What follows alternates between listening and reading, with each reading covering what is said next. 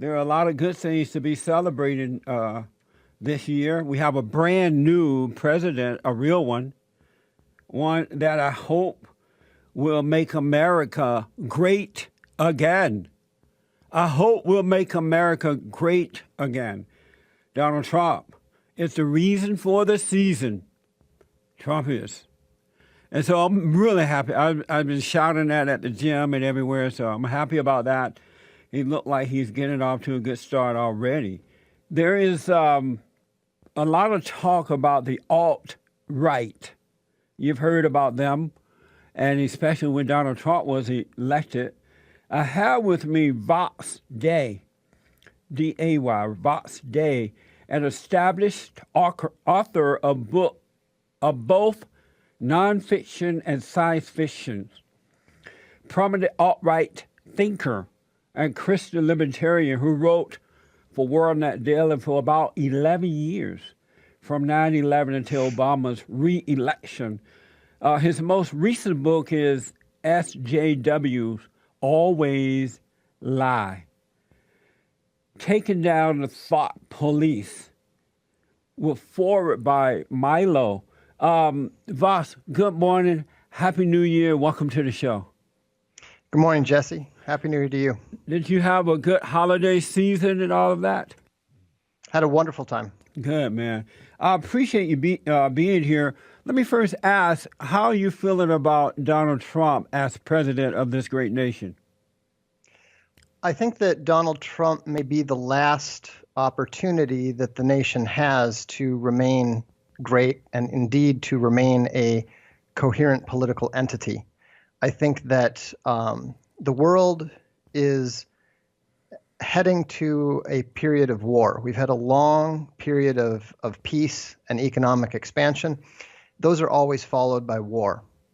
And we're now entering the war season, and it's time for us to have serious, responsible leaders again who are willing to put the national interest first. Yeah. And I think there are a lot of signs that Donald Trump may be that kind of leader. Good. I believe so too, and I hope so. It seems as though he has already been sworn in, and I really feel good about him being there right now. You wrote your recent book, SJWs, and for the folks that don't know, SJW is social justice warriors, and you say that they are bad people. Explain that to us. Well, SJWs, or social justice warriors, are the foot soldiers of the extreme left.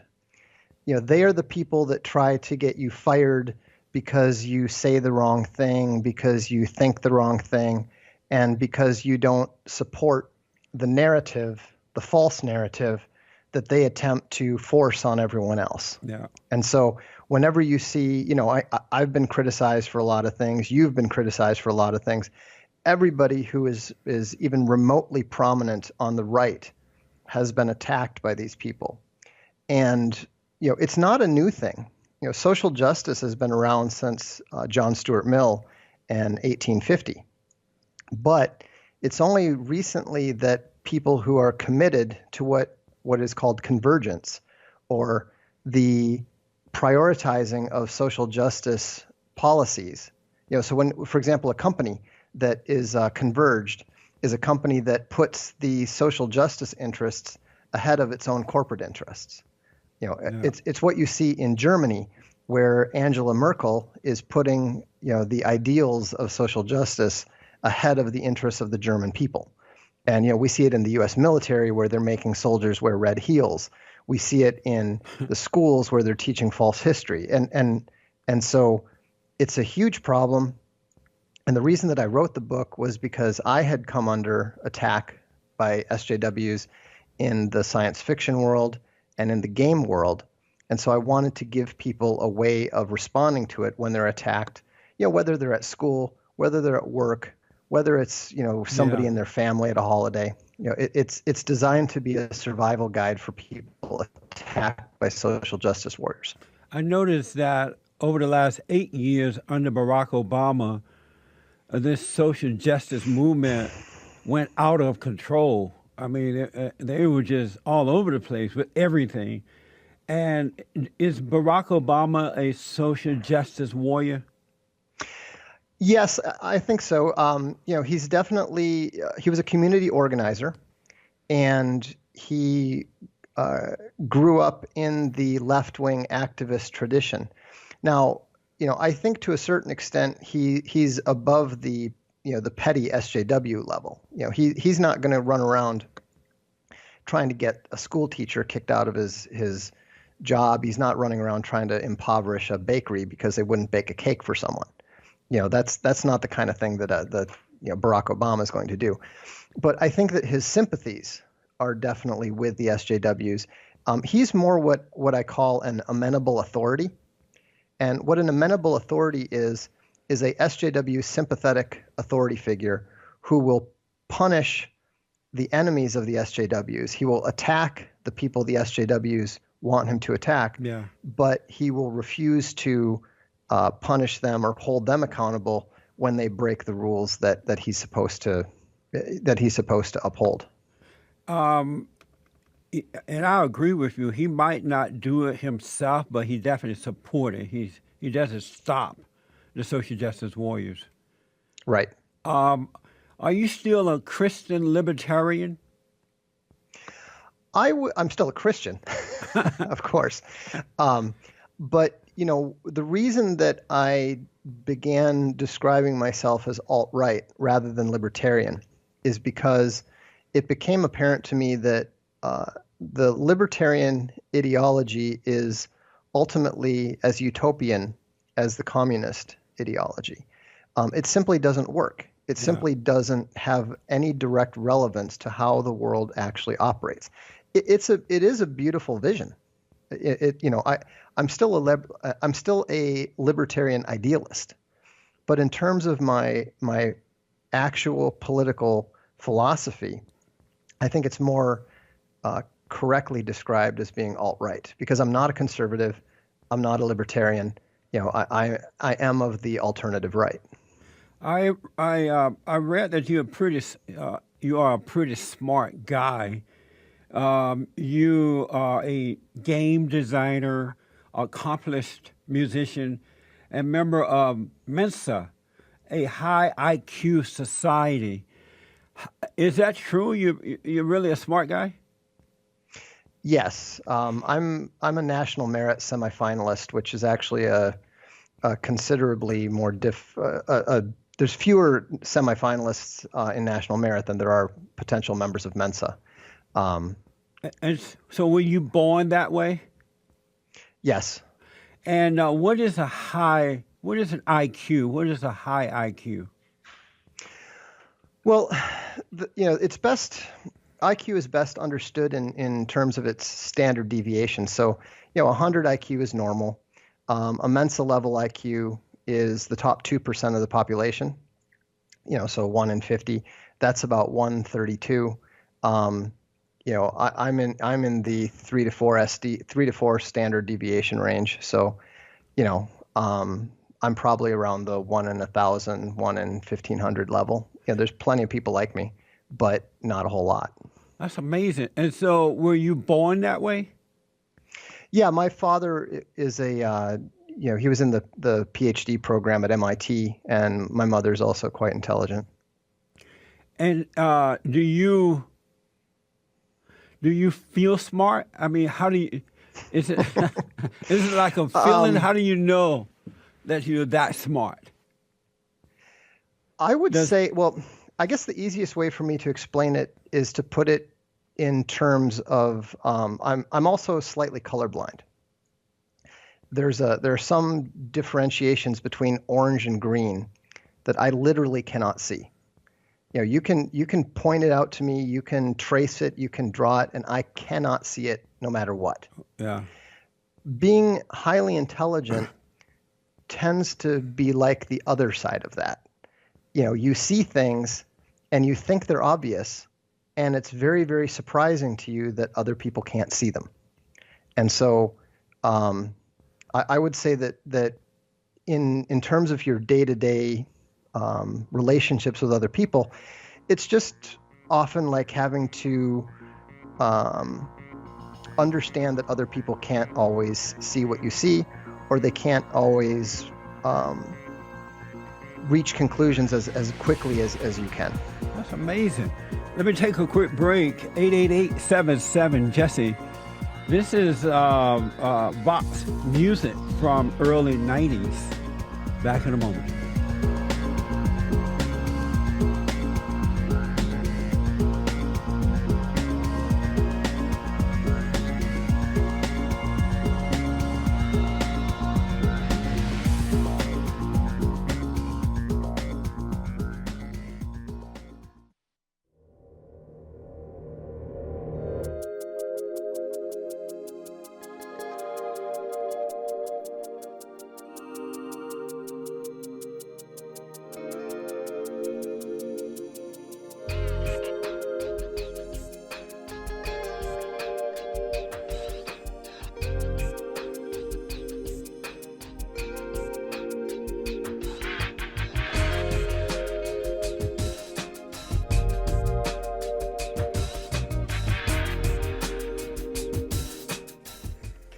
So that's Vox Day band from way back, and I'm you recognize that? Yeah, I was a little surprised when I heard it, and I thought that sounds familiar. There's so many things I want to talk to you about, but I want to first get back to the IQ thing. So you were born with a high IQ. As a kid, things were apparent to you. It just wasn't difficult for you? No, well, I mean, it depends. I mean, academics and that sort of thing were not difficult. Learning how to relate to, ordinary kids without either looking arrogant or, looking too much like a nerd, that was difficult. That I don't think I figured that one out until about 10th grade. And so were you considered a nerd by other kids? I was so low on the social totem pole. I don't think I reached the level of nerd. I was just regarded more like an alien. Really? And so let me ask, a person with a high IQ, is it different than God's intellect? Is it separate from that, or is it the same? No, there's a huge difference between intelligence and wisdom. In the way that I relate it is intelligence is like having a really big cannon. The bore of the gun is very large, but you still need to know where to aim it in order to use it effectively. And wisdom is like knowing where to aim it and knowing how to aim it. And then you also need ammunition, and ammunition is the education and experience. And you need all three of those things in order to effectively apply them. That's amazing. And so you mentioned that your father was smart. He had a high IQ as well. Had you been traumatized by them while growing up, would that have affected your IQ level? Would it have gone down or anything like that? Potentially, but I don't think so. I think that I was also a NCAA Division I sprinter. I ran the 100-meter. Amazing. And I was not Olympic class, but I was the guy who was getting beaten by the Olympic class sprinters. And speed is kind of like IQ in that you can't teach it. You either have it or you don't. Right. And I think that short of just like being traumatized as a kid is not going to make you any less slow. It's not going to make you any shorter. I don't think it's going to make you much less intelligent unless you're actually physically damaged. Yeah. Oh, okay. You punch somebody in the head enough, you're going to affect their IQ. You're going to affect their intelligence. But being traumatized tends to cause people to misuse their intelligence. Or it's not cultivated very well if they're traumatized, right? Exactly. Oh, okay. So that goes to what I call the ammunition side. You might still be a very naturally smart person, but you don't have the ability, you don't have the knowledge. Knowledge is different, very different than intelligence. So the more traumatized you are, the worse your upbringing is, the less ability you have to use your natural intelligence. That's amazing. As you were saying this, I'm thinking about Black Americans. When I was growing up, Black folks had both parents, in most cases. They had their grandparents around. They worked hard. They had a sense of God, treat people the way you would like to be treated. They were not as angry. And so as a result of that, there were a lot of smart Black people around me. I knew a lot of smart Black people and read about a lot of them. But today, you can hardly find smart Black people. They start out smart, it seems, when they're born, but by the time that they're teenagers, that has changed. Is that due to the trauma that's happening in the homes and in the communities? So whereas they're not cultivating that IQ as they grow, their IQ as they grow? Well, I think actually that definitely has a negative impact. But the more important impact is that if you don't have your parents around, and if they don't raise you to marry and have children with the right kind of people, then it's just like breeding dogs. If you breed smart people to smart people, you will get on average more smart people. Right. If in the white community, for example, a lot of the smart people are not having kids. And so, if you look at just based on the population figures and the different average IQs, I think it's less that the Black community has seen its IQs decline. I think the white community has seen its IQ decline even more. I think the average national IQ in the United States has probably fallen between 4 and 6% since 1970. That's amazing. I mean, we are literally, the USA is literally less intelligent on average than it was in 1970. And so tell me again, why is that? Why is it happening that way? Well, there's two reasons, internal and external. The internal reason is that many of the smartest people, whether they're Black, whether they're white, are not getting married and having children. For example, it's not just in the USA. In Germany, for example, over 40% of the German women who have gone to graduate school never have children. And so if all the smart people are not having children and all of the least intelligent people are, then the next generation is going to be less intelligent. Right. That's obvious. Now, there's also an external element because, in 1965, the immigration rules were changed. And so what used to be a predominantly white immigration became predominantly African, Mexican, and, to a lesser extent, Arabic immigration.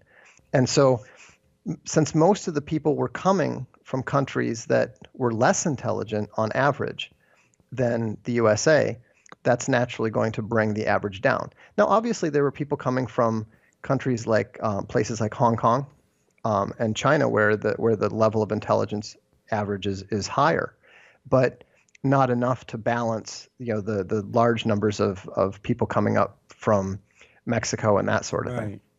But the thing is, you can't. The thing is, again, we're talking about averages. My great grandfather was a Mexican revolutionary who rode with Pancho Villa. So, there's no, you can't make any assumptions about anyone. But you can, when you're looking at the average, make pretty accurate determinations when you're dealing with millions of people. I've noticed, I work with men and have been working with men for the last 26 years now by way of my nonprofit organization. And I've noticed over the years that this lack of IQ is I mean, it's bad with men. You know, they can barely communicate now. They don't think straight. Things are not clear to them. It seems to Right. be more so with them than women today, whereas when I was growing up, it was the other way around. Let me take a quick break, Vox, Okay. and we'll come back and pick up on this and take some phone calls.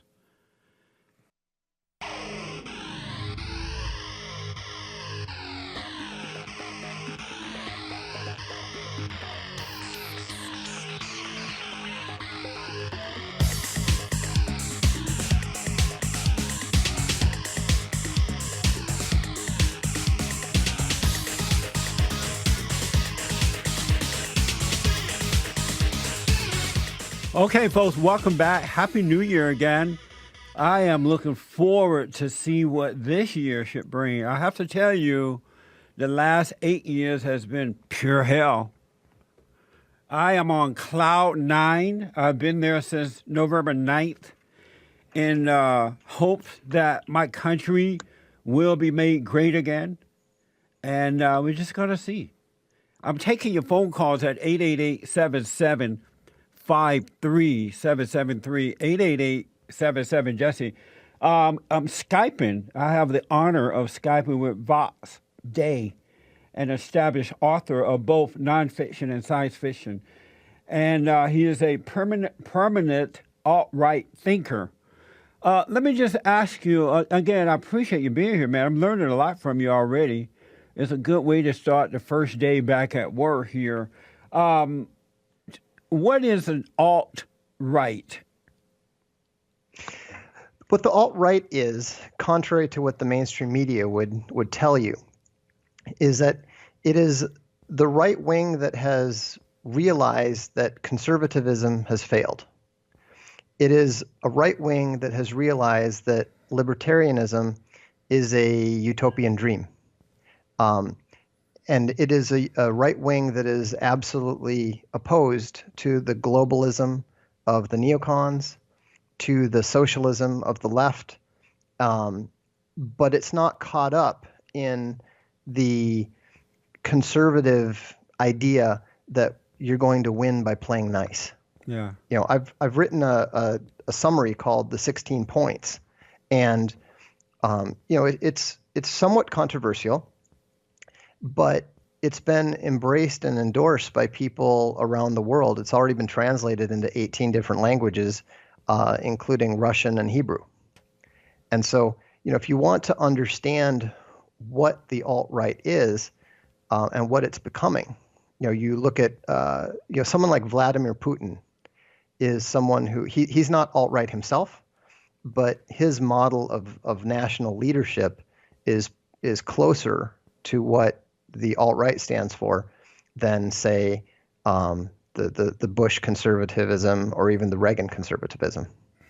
Would Donald Trump be considered as an alt-right? Sorry, who? The President Trump. No, Donald Trump is not alt-right, although he does support a few of the alt-right policies. You know, the alt-right is enthusiastic about Donald Trump. In fact, we tend to refer to him as the God Emperor. And, you know, it's because he is addressing the single most important policy and the single most important threat to the United States, which is immigration. Yeah. You know, you cannot have a nation. You know, a nation is people. A nation is not geography. You know, a nation is not an idea. A nation is people. And when you bring in strange people, you adulterate the nation. Yeah. And so, I mean, look, if you look at the history of blacks in America, and you look at the very difficult time that they have had, and the fact that even now, 200 years, however many years it's been later, there is still not a perfect relationship between white Americans and black Americans. We still would call them white Americans and black Americans. Yeah. That's how difficult it is to make one nation out of two or more, you know. So then you add on to that the fact that since 1965, the USA has experienced the largest invasion in human history. 61 million people. There has never been an invasion or an immigration or movement of people that big in human history. And the thing that's deeply concerning about that is that large movements of people have always historically led to war. And that's not something that we want to see. That's not something that we want to see in Europe. That's not something that we want to see in the United States. But because of the foolish globalist left-wing ideology of the leaders, the Obamas, the Bushes, the Merkels, the Hollands, the Labour Party, the Tony Blair in Britain, David Cameron, because of the foolishness of their globalist ideology, we're now looking at the possibility of a large series of wars that are considerably larger than what we're already seeing. Yeah. And that's something that the alt-right is very, very opposed to.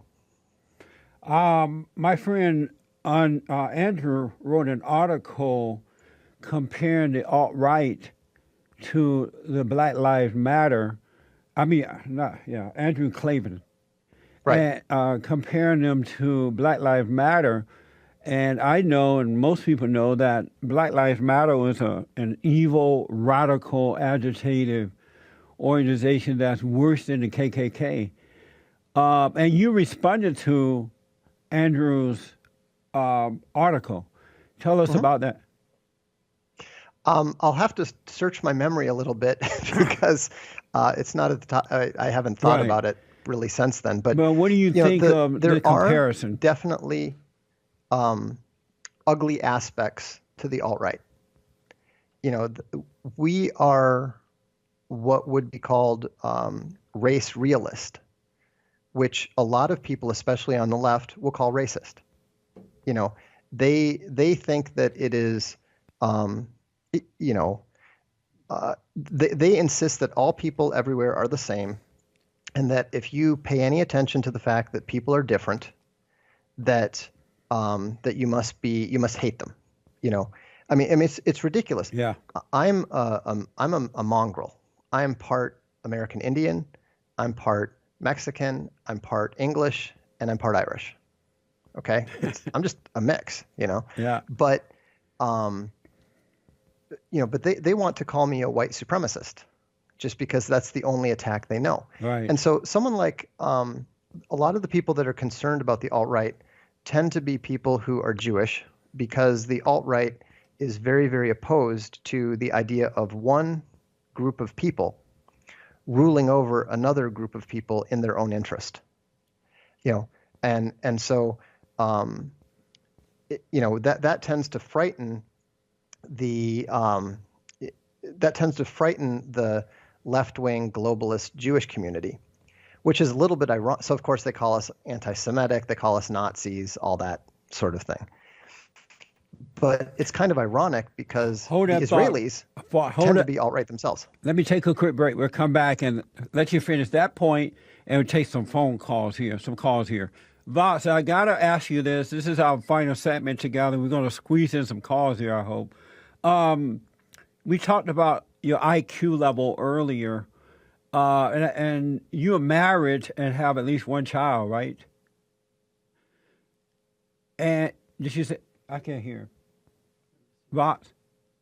Hear you. You said yes, right? Yeah. Oh, okay. So is it difficult for your wife to deal with a smart man?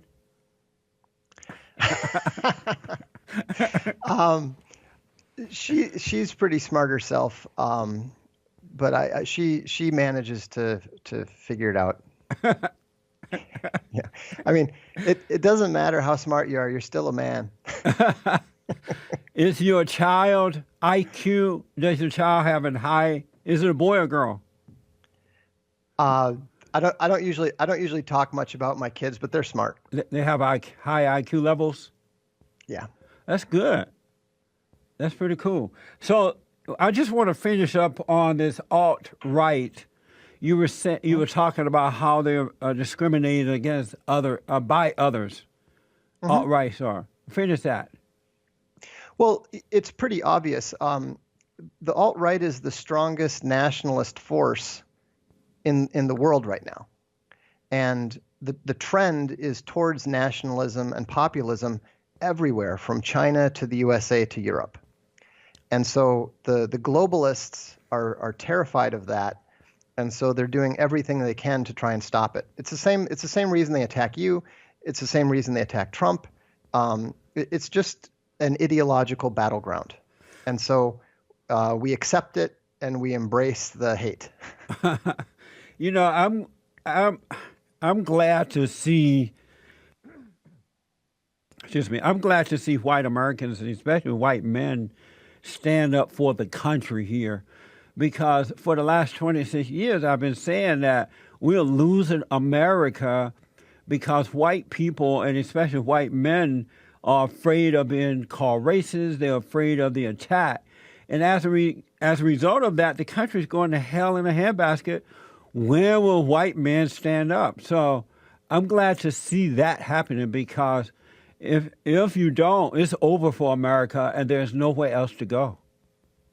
You're exactly right. And that's something that I've been trying to point out to people for a long time, which is it is to everyone's benefit for there to be a strong white America. Yes. It is to everyone's benefit for there to be a strong white Britain.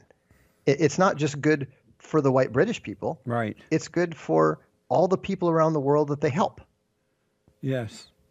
I have one other question about this. Do you think it was a mistake for the founders or the framers or whomever of this country to make it, to create this great country and then just let everybody come in, invite all these folks to come in? Was that a mistake? Yes, they did make some mistakes in that regard. Yeah. They never imagined, understandably, that it would be possible to get on a plane and fly over here in 3 hours. Yeah. I want to take some calls for you. I can go on and on. I do have one other question that I might not get to because of time, so I need to ask now. You disavowed Obama's failure to veto the UN statement against Israel, and that's good. What did you think of Richard Spencer's Hail Trump stunt, where people in the audience did the Hitler salute, Nazi salute, not Hitler, but Nazi. First, Richard's mistake was allowing the cameras in. Because the people who were doing the salute were not his followers. They were actually Jewish guys who had come in to see what was going on and maybe cause a little trouble. And so, I just thought the whole thing was undisciplined. That's all. Do you know Richard? I've talked to him several times. Oh, okay. I've talked to him like I talked to you. He's interviewed me once. And he was on one of my brainstorms once. He is far less extreme than you would believe. Yeah. You could have him on your show, and he probably wouldn't say anything that would upset anybody, except for maybe the fact that I don't think he's not a Christian, and so, but in some ways he's much more moderate than a lot of Trump's followers. Yeah. Well, we have invited him on, so hopefully we'll get him on soon. I would love to talk to him. I'll send him an email and encourage him to do it. Oh, good. I appreciate that. Let's go out to a first-time caller out of Columbus, South Carolina. I believe it's Ezel. Is that right? Is it Ezel? The pronunciation is Ezel. Ezel, okay. Thank you for calling. I apologize for that. Ezel, welcome to the show. Thanks for calling. You're on the air. Okay, thank you.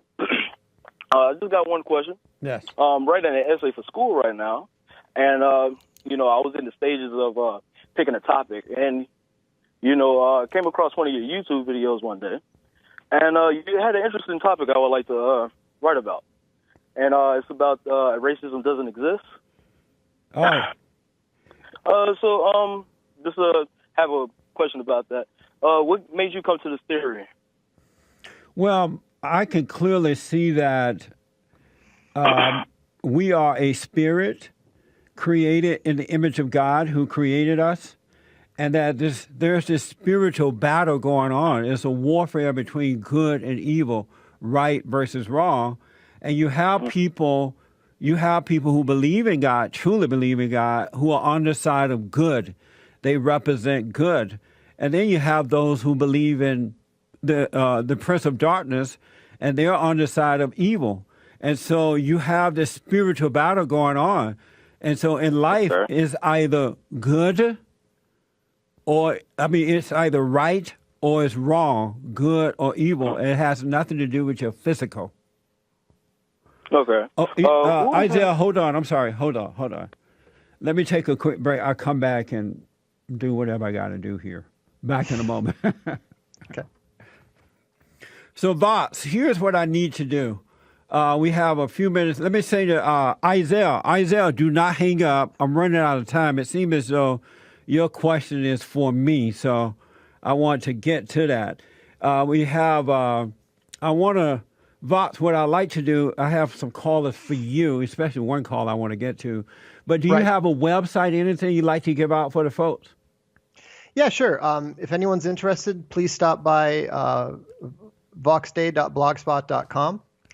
And if you're interested in reading more about SJWs, have a look at SJWs Always Lie. It's the one with the smiley face and the forked tongue. Yeah. And Jesse, you do great work. I love what you do on WorldNet Daily, and I like even more what you're doing for the Christian community. And just so you know, the hateful, racist alt-right, we love you and what you're doing. Thank you very much, man. That means a lot. Thank you. I appreciate that. I do appreciate that. I want to get in Al, a first-time caller. He has a question for you. He's from Bay Shore, Long Island. Al, welcome to the show. How you doing? Good. Go right to your questions because I apologize. We run out of time here. It's all good. Question for Vox. Alt-right, Brexit, what happened in Italy with those elections. It seems more that what we're experiencing is like this is the libertarian movement. Maybe not people with Ayn Rand T-shirts and smoking pot, but in the same way Barry Goldwater begat Reagan, it seems that, or appears that Ron Paul begat Donald Trump. Many of you guys in the alt-right remind me of the commenters on Daily Paul.